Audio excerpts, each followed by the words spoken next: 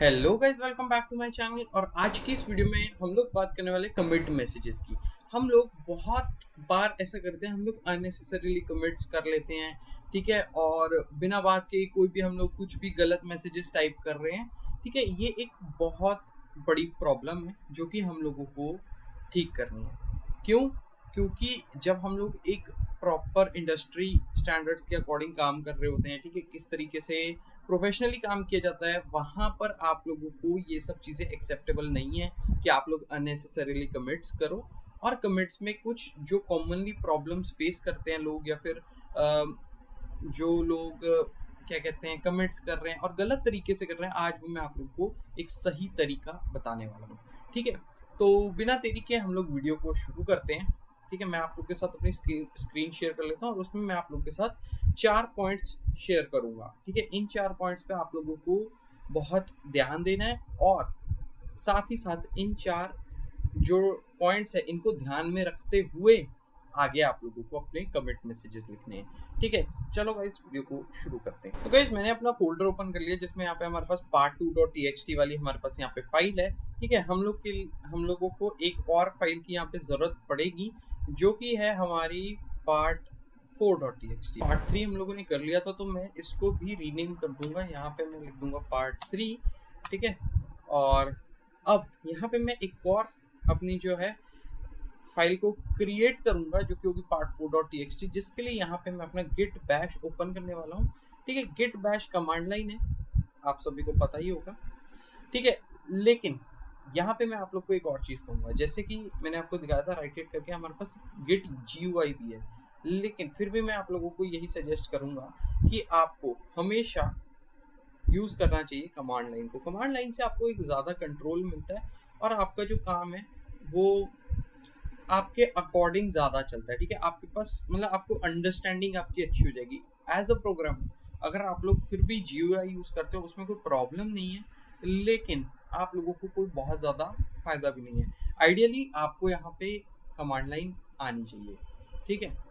तो चलो, यहाँ पे मैं लिखूँगा टच, और फिर हम लिख देंगे part4.txt, इसको डबल कोट्स में कर देंगे, एंटर। यहाँ पे हमारी जो है फाइल क्रिएट हो चुकी है, इसलिए अब हम इसे बंद कर देंगे। हम लोग अपने part4 को ओपन कर लेंगे, ठीक है। तो सबसे पहले यहाँ पे मैं आप लोगों को अबे क्या टाइटल देना चाहिए हमें, हाउ टू, नहीं ये लिखेंगे राइट बेटर कमिट मैसेजेस, ठीक है। तो नंबर 1, यहाँ पे नंबर 1 जो पॉइंट है जो आपको बहुत ज़्यादा ध्यान में रखना चाहिए, वो होता है आपका make valuable commits. Make valuable commits, valuable commits. For example, ठीक है, इसको मैं सेव कर लूँगा और मैं आप लोगों को, ठीक है, अननेसेसरी कमिट्स भी दिखाता हूँ और वैल्यूएबल कमिट्स भी दिखाता हूँ। इसके लिए मैं यहाँ पे अपना VS कोड ओपन कर लूँगा, ठीक है, ताकि मैं आप लोगों को थोड़ा सा प्रैक्टिकल वे में समझा सकूँ, ठीक है। तो यहाँ पे आप देख सकते हो part3 part4 भी है, ठीक है। यहाँ पे मैं लिखता हूँ commit.html लिख देंगे हम लोग, ठीक है, सिंपल, ठीक है। यहाँ पे मैंने एक फाइल क्रिएट कर ली है commit.html के नाम से, और अब मैंने यहाँ पे ये किया, और मैंने अपनी बॉयलर प्लेट, ठीक है, यहाँ पे अपनी बॉयलर प्लेट यहाँ पे मैंने लिख ली है, यानी कि मतलब उसका टेम्पलेट यहाँ पे मैंने यूज़ कर लिया। अब अगर मैं यहाँ पे जाके मैं यहाँ पे लिख रहा हूँ भाई,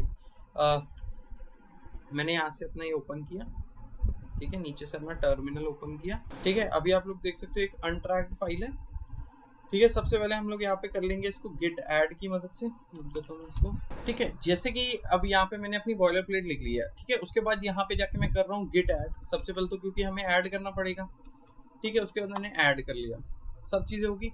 अब मैं यहाँ पे जाके लिख रहा हूँ गिट कमिट, ठीक है। उसके बाद मैं यहाँ पे लिख रहा हूँ मैसेज में HTML बॉयलर प्लेट, ठीक है, ये लिख रहा हूँ मैं, ठीक है। इसको पता है क्या बोलते हैं? इसको बोलते हैं बेवकूफ़, ठीक है। यानी कि अगर मैं ये काम कर रहा हूँ, या फिर अगर आप ये काम कर रहे हो, तो इस केस में हम दोनों जो हैं वो बेवकूफ़ लोग हैं, पता है क्यों? क्योंकि बॉयलर प्लेट कोई भी डेवलपर जो होगा, वेब डेवलपर कह लो, ठीक है, क्या उसे बॉयलर प्लेट के बारे में नहीं पता होगा? आप एक बार सोचो, क्या उसे बॉयलर प्लेट के बारे में नहीं पता होगा? और अगर कोई बंदा, ठीक है, डेवलपर है जैसे, और वो वेब पेजेस बना रहा है, तो वो कहेगा भाई इसके बारे में मैं क्यों ही जानूं, क्या ही फर्क पड़ता है।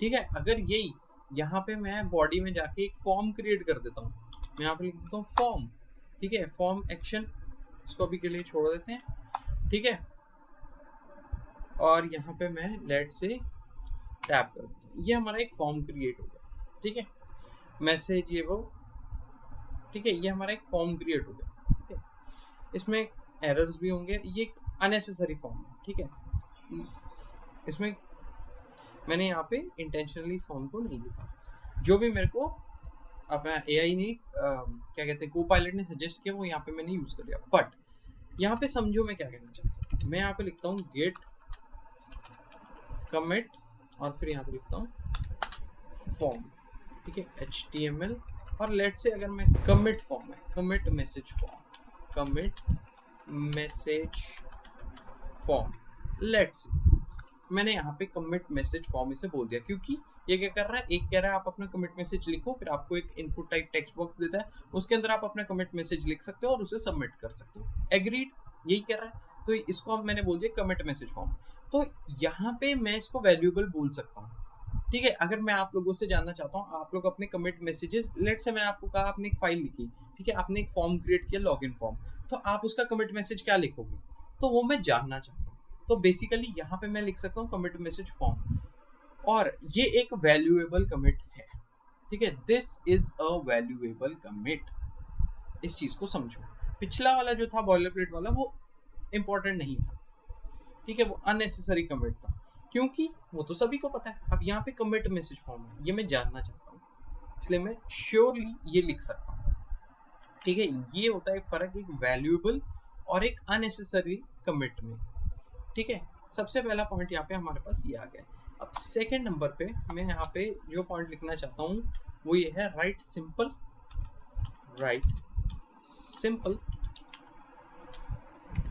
कॉमा क्लियर एंड कंसाइज,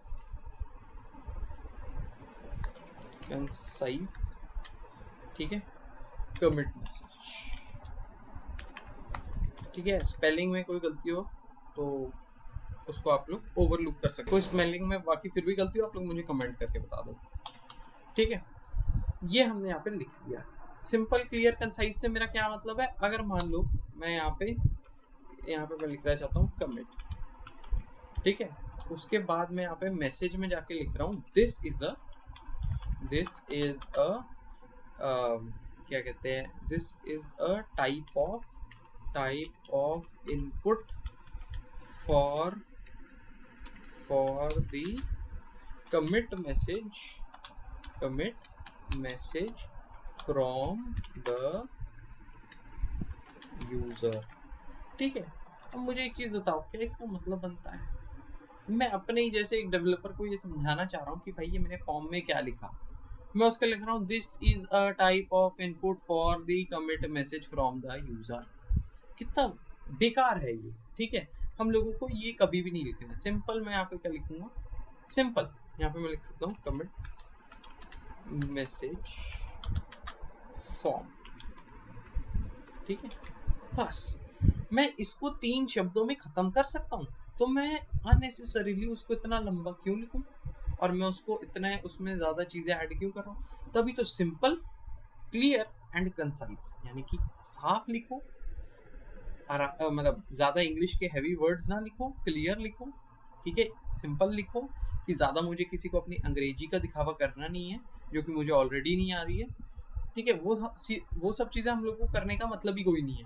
हम लोग का काम है हमारा एक तो कमिट मैसेज वैल्यूएबल होना चाहिए, हमारा कोड दमदार होना चाहिए, चलता होना चाहिए, ठीक है, उसमें अननेसेसरी बग्स नहीं होने चाहिए।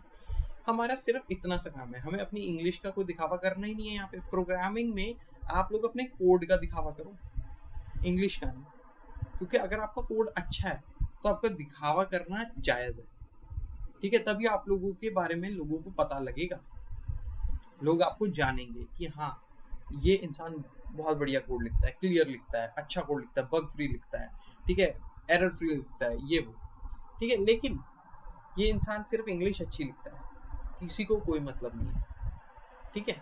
आप लोग मेरी बात हो सकता है समझ गए हो, अगर नहीं समझे तो कमेंट कर दो, मैं आपको रिप्लाई कर दूंगा आपका डाउट, ठीक है। नेक्स्ट पॉइंट की ओर चलते हैं। पॉइंट नंबर 3, इंपैरेटिव मोड में लिखो, यानी कि राइट एन ऑर्डर, ठीक है। मतलब आप लोगों को एक ऑर्डर की फॉर्म में लिखना है, ठीक है। ऑर्डर की फॉर्म में मतलब मैं कह रहा हूं भाई ऐड ऐड कॉमा रिमूव, ठीक है। मतलब आप लोग इसको रिमूव्ड कर सकते हो, टेंस चेंज कर दो इसका, एडेड कर सकते हो, ठीक है। एक तरीके से समझाने का मेरा ये मतलब था कि इसको एडेड लिख सकते हो या रिमूव्ड लिख सकते हो या फिर इसको ऑल्टर्ड लिख सकते हो,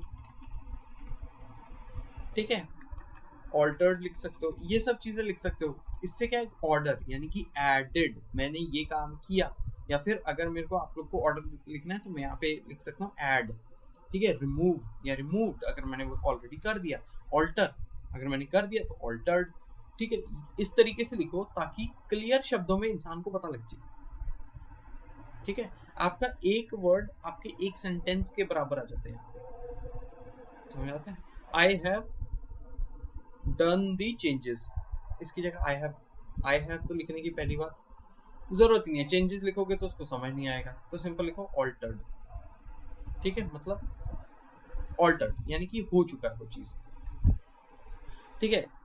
ये था हमारा थर्ड पॉइंट, ठीक है। और यहाँ पे होप करता हूँ आप लोग को समझ आ गया होगा। नंबर 4 पे यहाँ पे मैं लिखूंगा test before committing, test your code before